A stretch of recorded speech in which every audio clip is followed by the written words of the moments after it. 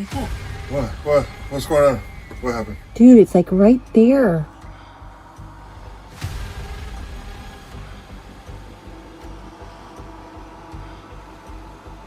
That was close, dude. I felt it going and I stepped off of it just in time.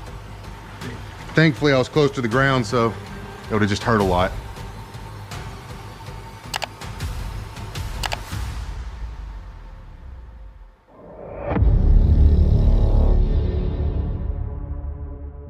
Some camping encounters don't start with danger. They start with a feeling you can't explain. A silent graveyard where something watches from the shadows, and a quiet night that turns into a moment where predators are already all around you. When your instincts tell you something is wrong, would you trust them or ignore it until it's too late?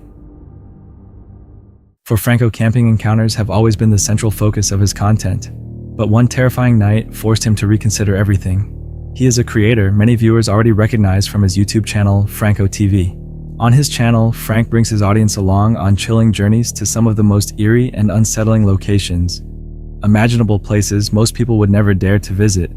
Known for his fearless mindset and constant curiosity about the supernatural, he explores haunted sites, hoping to uncover mysteries that blur the line between the living and the dead. According to local accounts, restless spirits are said to still wander the grounds, unable to find peace. Over the years, visitors have reported hearing human-like voices echoing through the darkness, while others claim to have seen shadowy figures moving between gravestones. The cemetery is also rumored to host unusual nighttime ceremonies, possibly linked to dark rituals. Because of these chilling details, the location is widely avoided after sunset. But for Frank, that danger only makes the mystery more compelling. Determined to uncover the truth, he returns to document what might be hidden there. On September 1st, 2024, Frank arrives shortly after nightfall. Darkness has already taken over, and the only light comes from distant street lamps casting long shadows across the cemetery. Because apparently this has been like a hot spot. It's a very famous witch that pretty much passed away, and people come to serve this area. And I want to see if they're even doing a ceremony now. Or tonight.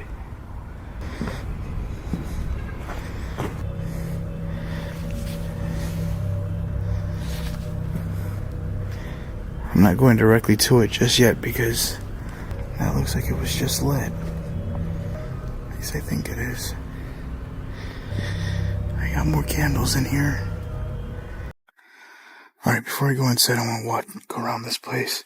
During a previous visit, he had encountered a group performing a ritual, so this time he carefully scans the area to make sure he's alone.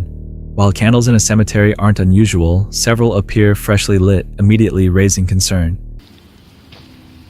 Because I have a feeling I got somebody yelling. Alright. I just got the sound of somebody yelling over here. I'm gonna come from this side over here. See, that's what I'm afraid of, man. I mean, I'm not expecting this place to be empty at any means. It will do good. I got something in the back there. I just saw what looked like a light. Slightly. Right there. I knew it. That is where I heard the scream coming from. I can't stick myself out. I'm gonna stick the camera out. What the hell are you doing?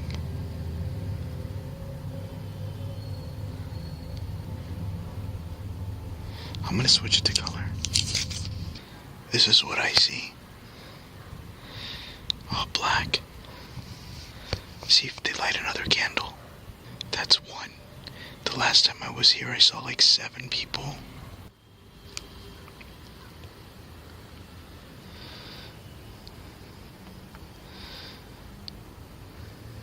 As he moves deeper into the graveyard, the tension builds. He spots what appears to be a single figure in the distance, though he cannot be certain. The atmosphere feels off-heavy and watchful. Unsure of what the figure might be doing, he changes direction, trying to avoid any confrontation.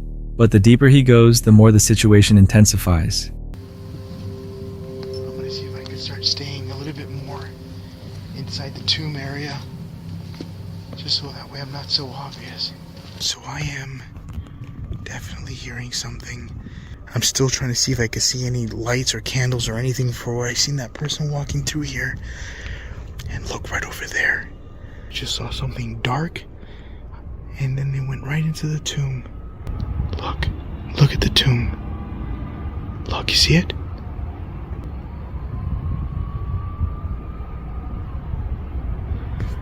There is something or someone inside that tomb right now. They're just watching me, I think. I don't want to approach it because, one, I don't know what they're up to, and two, I don't know how many people are in there.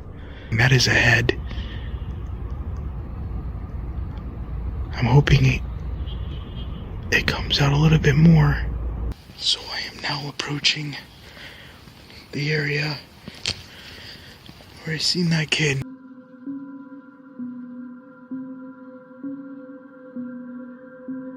What's the creepiest part is that this whole area in the back is known for deceased children, the children that passed away. So to see a kid running through there like nothing at that specific area to this graveyard kind of freaked me out. Then, breaking the silence, a faint sound echoes through the darkness. A child laughing. I hear what sounds like a kid laughing. I want to see if you guys can hear it. Hold on.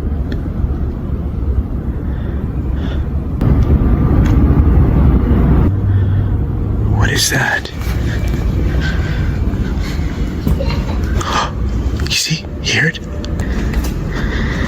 Look.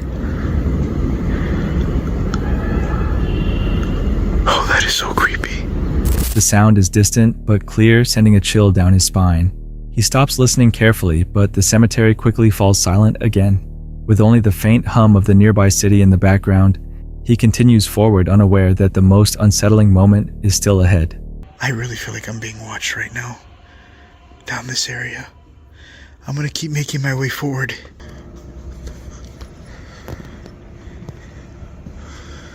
I hate this area. This area is by far the creepiest for me. Oh, what the?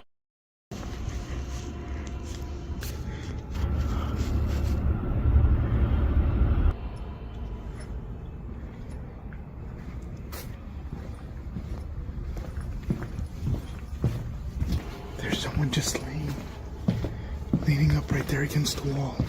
I was not fucking expecting that. That scared the shit out of me. I'm probably not gonna go up that way. All black. Was wearing all black. That looked like a shadow. Soon after, he notices a woman sitting completely still against a wall of tombstones. She doesn't move or react, and her presence feels unnatural. The stillness alone is enough to make the moment deeply unsettling. Despite his discomfort, he keeps moving, hoping to reach a safer part of the cemetery. But instead, this decision pulls him further into the unknown. It's definitely coming from this area.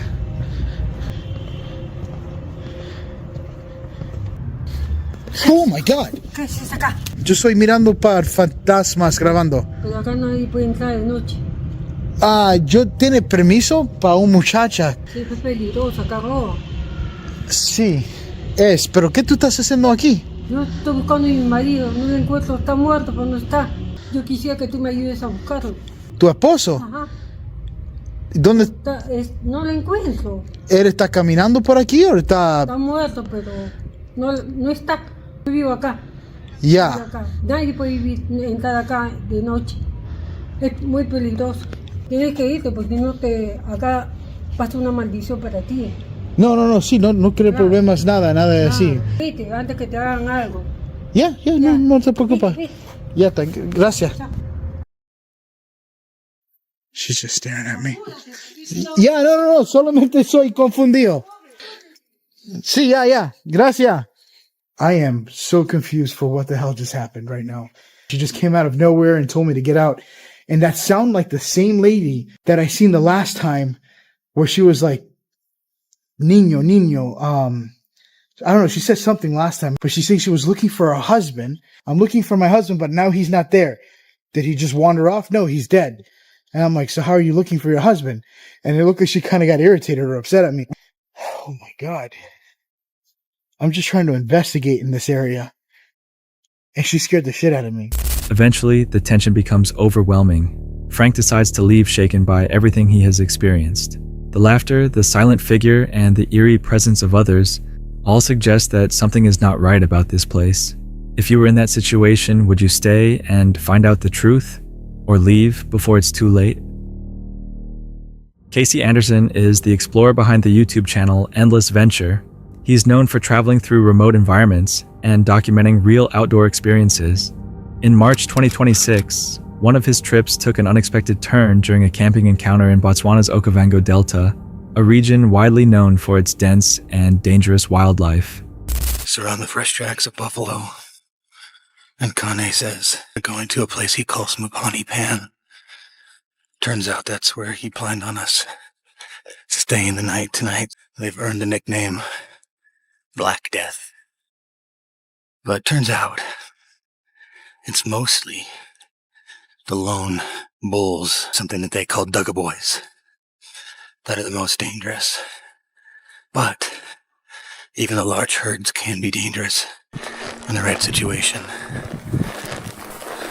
We've got to remain cool and calm. One of the key aspects of this adventure was that he wasn't alone. He was joined by a cameraman, a local guide, and a close friend. After reaching their campsite, they set up their tent and gathered around a fire. They discussed the risks of nearby wildlife, not realizing they were already much closer to a real danger than they expected. Elephants are in camp, but when you sleep next to a pan, which is the only water hole in the area, I think we can expect some visitors tonight.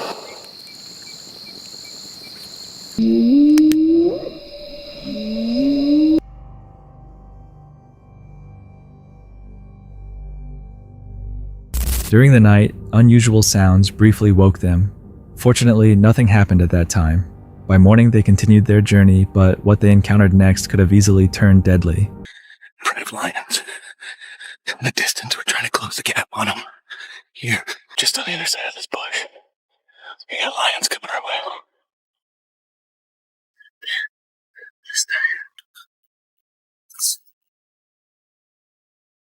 There are 9 lions out there. Mostly lionesses, with a couple of young males. They've all spotted us in the bush and are slowly, deliberately stalking in closer.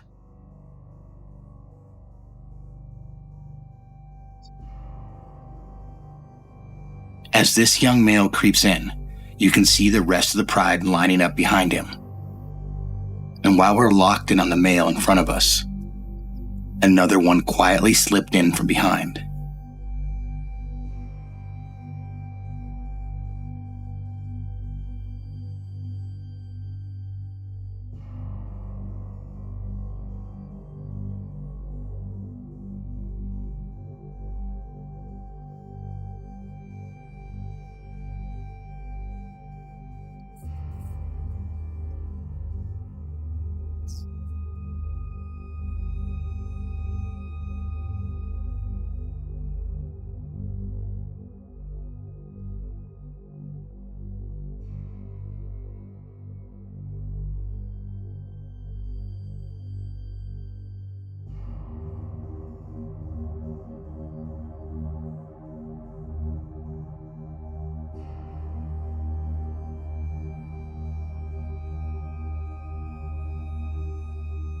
If you look over my shoulder in the shot, you can see all 9 lions. We are completely surrounded by a pride of African lions. Finding themselves surrounded by a pride of lions is not something anyone would want to experience. If the lions had chosen to attack, there would have been no clear way out. Thankfully, the lions remained calm and no one was harmed. This became one of the most intense wildlife encounters they had ever faced, and it is unlikely they will forget it anytime soon. Sometimes a situation can feel controlled until it suddenly shifts. It may seem calm at first, but small changes can turn everything around. If you were that close, would you stay and watch, or leave before things take a worse turn? In California, this video was posted by Life After Kids Journey Unknown on October 24th, 2022. It was their first week living full-time in the RV. At around 4:30 in the morning, something suddenly woke them up. What the heck is that? Babe, wake up. What's going on? What happened? Don't you hear that screaming? Wait, who's screaming? I don't know. What the hell is that? I don't know. It was a scream. Not a normal scream, but a long, sharp cry cutting through the quiet campground. What's going on, babe? Turn Turn on the light! Turn on the light! Oh my gosh! Sorry. Dude, it's like right there. Do you see anybody? No, I don't see anybody. Person's screaming if we're not even there. I don't know, but it sounds like a kid. The kid has been screaming for like about 10 minutes now. Straight. Screaming. He asked what was going on, and she asked if he heard the screaming. Both of them were confused. The sound was coming from outside. The screaming did not stop. It seemed to be coming from about 2 RVs down. You can hear them, but it's screaming. We think that it's coming from RVs down that way. Over there, yeah. Yeah. Holy mackerel. It just stopped. I don't hear it anymore. No, he's not screaming anymore. What the hell? I don't know. Maybe he had a nightmare or something. But I mean, the kid was screaming bloody murder. Like It was still dark outside. Then the screaming suddenly stopped, just like that. crazy. Like, woke me up, scared the crap out of me. It's like, what time is it? Like freaking 5 o'clock in the morning? Oh my gosh. I'm so tired, but holy crap, that kid was screaming. We're gonna shut this investigation down to get some sleep, and we're gonna investigate tomorrow. Yeah. Because it's early in the damn morning that the Yes. kid's screaming. All right. So we're going to check back in the morning, see what's going on. We'll let you know if we find any clues. There was no gradual ending, no voices afterward, only silence. He said the child had been screaming for nearly 15 minutes. Then there was nothing. No crying, no voices, no sound at all. That was the strange part. Yeah, I don't know. That kid was screaming bloody murder this morning, and Yeah, because it was just like screaming for like Yeah. 15 minutes and then silence. yeah, it was like In the morning, they tried to act normal. She said good morning and started talking about organizing the RV. But the fear from the night before was still there. Morning. good morning. How are you this beautiful morning? This beautiful. Later, he pointed to the RV where the screaming seemed to come from. It was very close, yet they had not seen any children. No people were outside, and there had been no movement.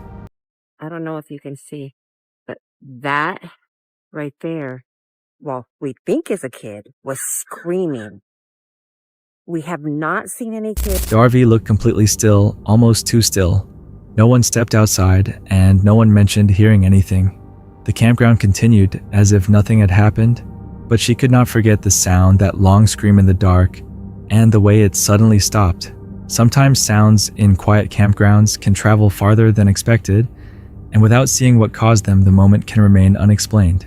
If you woke up before sunrise and heard a scream like that nearby, would you step outside to check, or stay inside and wait for daylight? The next unsettling clip comes from Got Out Channel, a US-based nomadic lifestyle creator documenting full-time van life with 2 dogs. His content focuses on rural camping off-grid travel and the realities of staying in remote parts of America.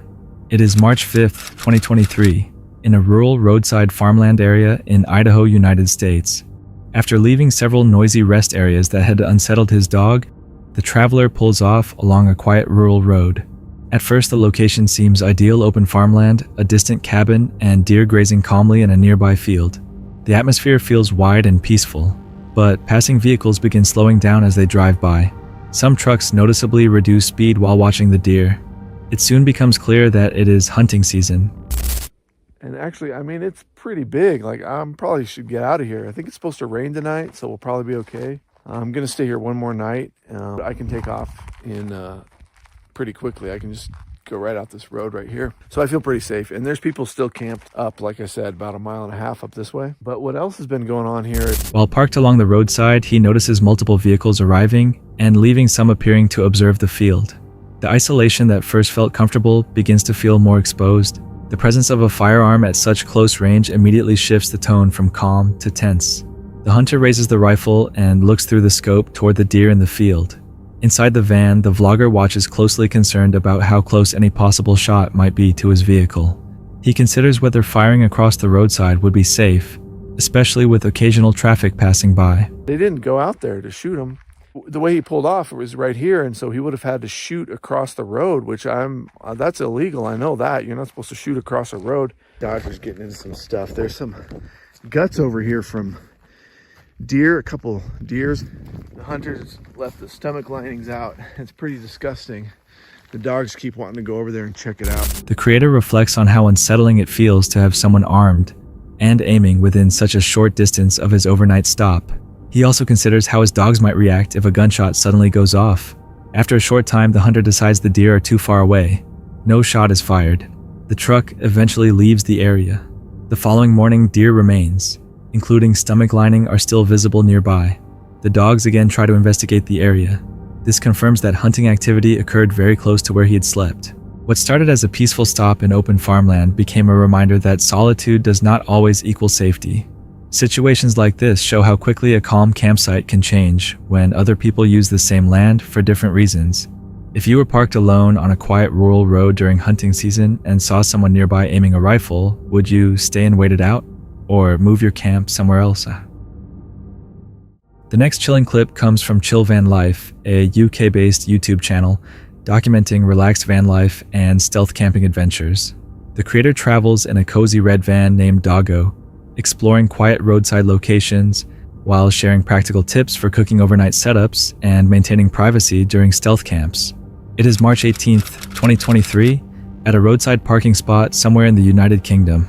The camper arrives at a quiet location late on a Saturday evening and begins checking the area carefully before deciding to stay overnight. And now it's time to get stealth. Now I don't get light leakage on the blinds, but this blackout curtain, I get light leakage down the sides. I think the biggest problem for a lot of new stealth campers, it's the worry and the anxiety of doing a camp. It's very exciting when you're on the camp, but before the camp there's a lot of anxiety. With the basic setup underway, the focus shifts to reducing any visible light leaks from inside the van. The camper carefully adjusts curtains and coverings to keep the interior hidden from outside view. The risk of being noticed while finishing the setup creates a short but tense moment, as every movement becomes part of a subtle camping trip where staying unseen is the priority. Later in the evening, despite the van being fully prepared, the camper struggles to fall asleep. You worry about, am I going to find the right location? When I get there, is there going to be somewhere to park? Now the thing is, this affects all of us. You've just got to do it. Plan as best you can. Lingering nerves from the stealth camping situation and the late hour make it difficult to relax right away.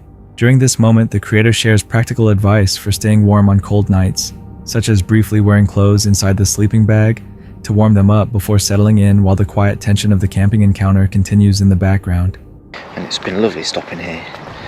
And I had the anxiety that I always do on a stealth camp beforehand, just worried about what's going to happen. By morning, the situation feels completely different. The camper reflects on how the night turned out to be quiet and uneventful, despite the earlier concerns. Breakfast is prepared inside the van before the blackout blinds are removed, and the camper steps outside for a short walk around the peaceful location. The overnight stay highlights one of the most common challenges of stealth camping, the psychological tension that comes before the night begins, where even a simple camping encounter can feel more intense than it actually is. If you were in a camping encounter like this, would you trust the silence or leave before your instincts take over? The next unsettling clip comes from Stealth Camp Sweethearts, a couple-led outdoor adventure channel focused on stealth camping riverside hikes and off-grid wilderness experiences. It is filmed March 3rd, 2026 in Alabama, United States, along a riverside trail surrounded by wooded terrain and small camping clearings. Not long after setting up, the calm atmosphere is interrupted when a vehicle suddenly drives near their campsite. The unexpected arrival catches them off guard, and they pause to observe, unsure who might be nearby or why. Somebody just pulled up. Which is really weird, because he came up with no light or anything. And he came straight to where he saw our lights. Just gonna leave it rolling in case something happens. So Michael's going to check to see if they're still here. And I am staying by the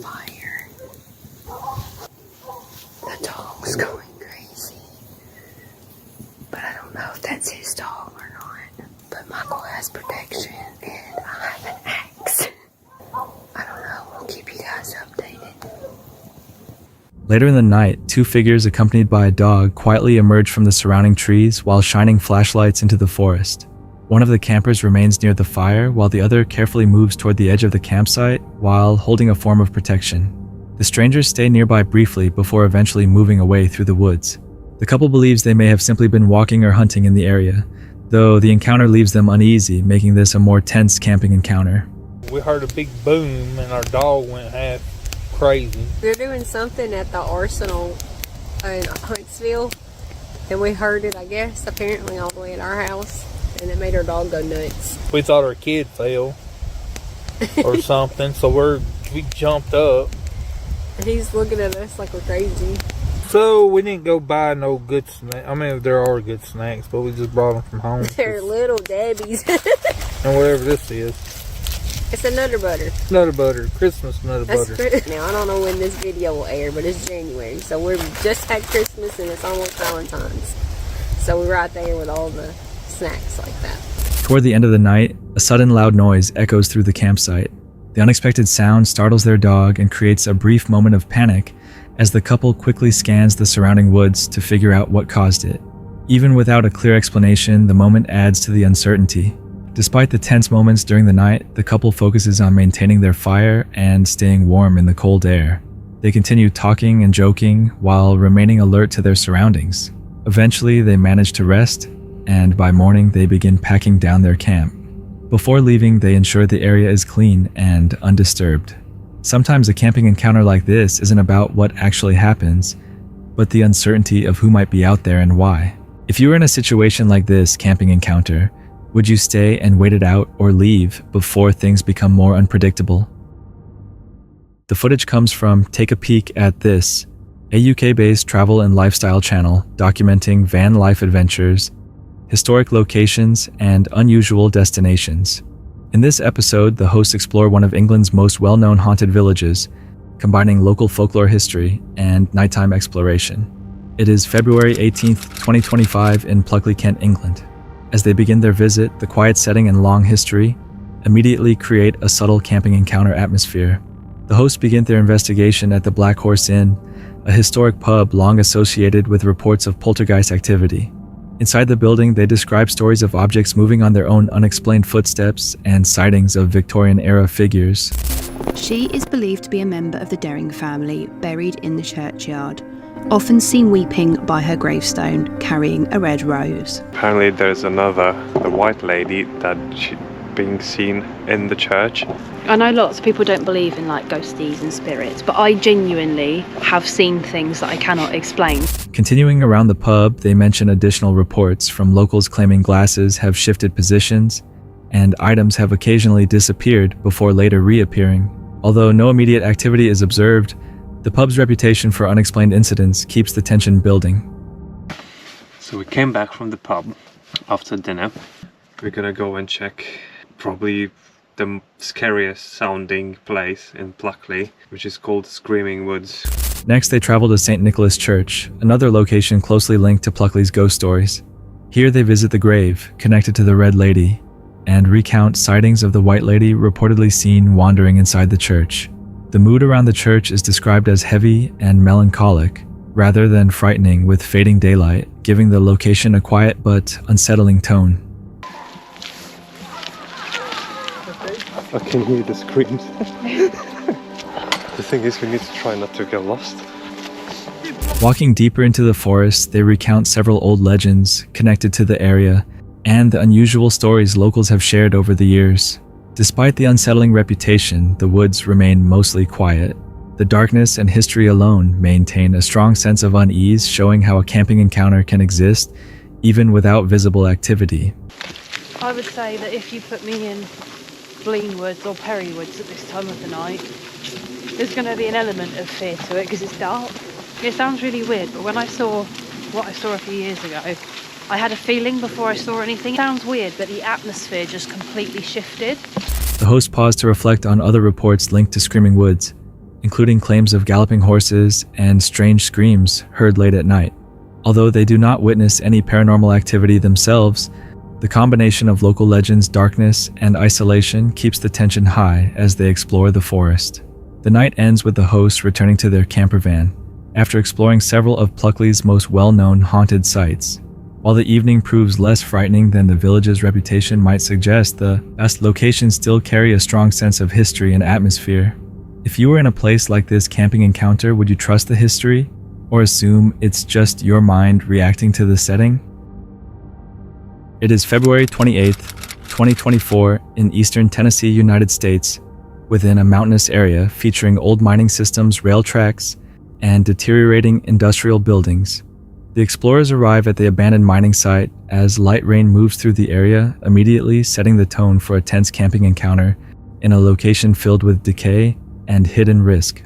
The footage comes from Safety Third, a US-based urban exploration channel known for exploring abandoned industrial complexes, mining remnants, and neglected structures.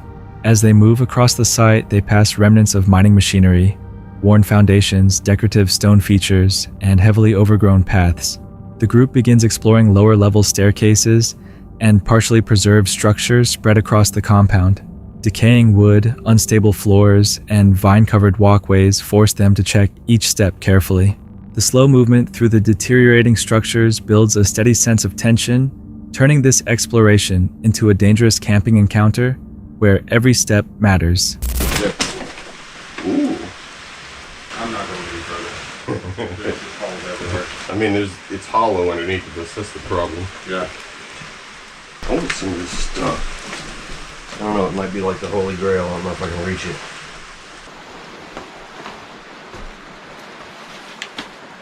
Later in the exploration, the team reaches a worn-down bridge constructed from metal framing and wooden planks that stretches across a small creek.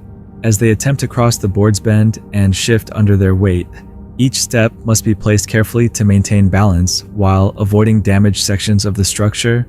Oh! Oh! Lost her? Lost it. That was close, dude. I felt it going and I stepped off of it just in time. Thankfully, I was close to the ground, so it would have just hurt a lot. Continuing forward, the explorers move along narrow walkways made of rotting planks.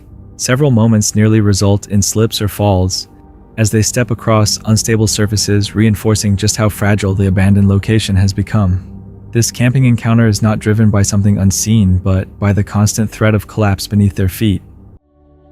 Oh, I'm definitely gonna fall and bust my ass. I know what I must do. It will not be an easy task. Ah! Oh! Yes! Yes!